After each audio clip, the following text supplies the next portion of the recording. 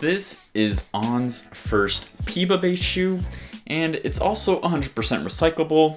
Oh, and you'll never actually be able to own the shoe.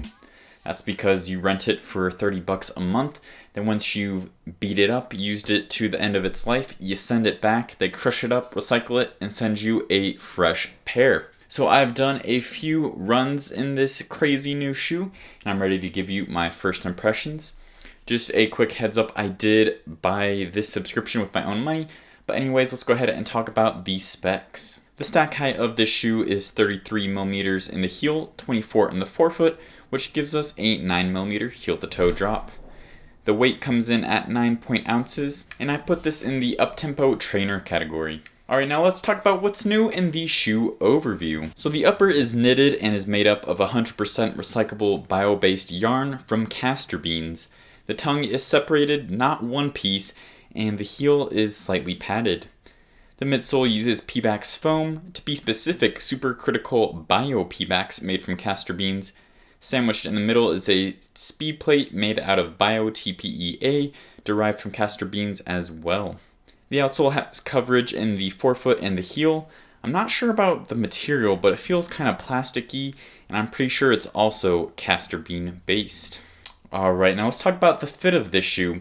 So I'd say normally on shoes, it can kind of range shoe to shoe, but most of the time I get a size 12 and it fits fine. This one I got my usual size 12 and it felt really small. I don't know if it's because of the knit material or how exaggerated the rocker is, but my toes felt pretty scrunched in there. So I think I'd recommend going up half size, if not a full size, in this shoe. Let's talk about the ride of the shoe. So yes, it does have PEBA foam in it, but it's not going to be that same super soft and bouncy foam like in something like the Alpha Fly. This is going to be firmer than that, but it's still nice and energetic. So with a combination of that PEBA foam, that plate placement where it's a little further down, and then this extreme rocker, I found that this shoe was really snappy. You had a quick heel-to-toe transition and a nice pop off the toe, making it great for speed days. So when going at slower paces, the shoe felt decent, but like I said, when picking up the pace, that is where the shoe really shines.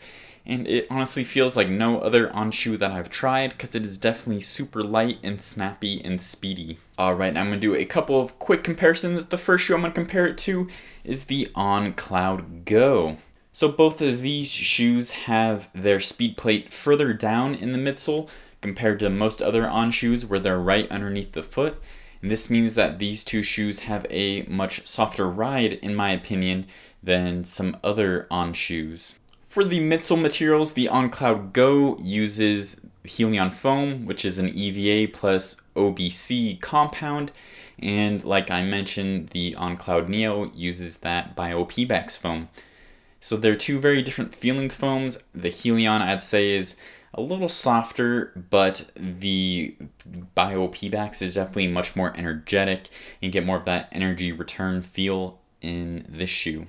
As for the outsoles, neither one has a super durable outsole, but the rubber on the CloudGo is definitely more grippy, while the CloudNeo, if you run through a puddle of water, it feels like you're on ice skates. So not the best traction on the CloudGo. Either way, I think these are two really great shoes from On. That's showing that they do make actual running shoes. This guy I would prefer for more kind of everyday training, just normal mileage, and this one definitely for picking up the pace. The next shoe I'm going to compare the CloudNeo to is the Saucony Endorphin Speed.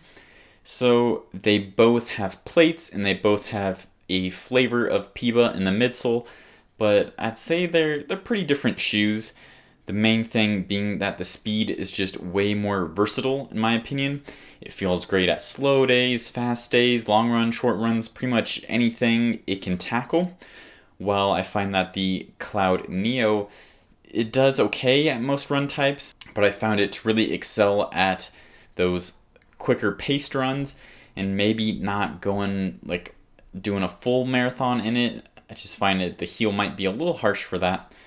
But speaking of a heel, this one definitely has a much more stable heel and kind of platform overall, where the Endorphin Speed can feel a little unstable in the heel at times. Either way, these are two great up-tempo trainers that use actual Peba foams and not carbon plates. So besides that really snug fitting upper and the less than desirable outsole on the shoe, I've actually been really impressed with the CloudNeo. I think it's awesome that it's fully recyclable, and I think it's just a shoe that has been missing from On's lineup, something that's speedier and less of kind of gimmicky with the cloud tech and whatnot, and more just of a speed focused shoe. I think it's going to be a great companion to the CloudBoom Echo. What are your thoughts on the shoe, about the use of pebax in it, the fact that you'll never be able to own it since you're pretty much just renting and recycling it? Go ahead and let me know in the comments down below. Thanks for watching, and make sure you subscribe so you don't miss any of my upcoming videos. And as always, keep on running.